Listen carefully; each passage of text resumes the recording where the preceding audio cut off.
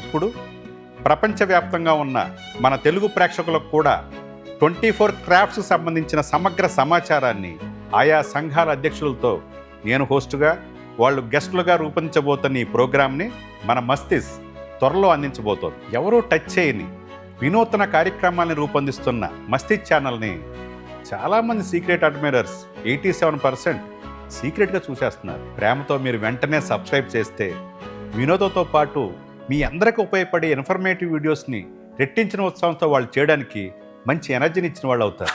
మరి కిందకి ఆలస్యం, వెంటనే సబ్స్క్రైబ్ చేయండి. పువ్వులన్నీ పక్క పక్కన కలిస్తేనే ఒక దండ అవుతుంది.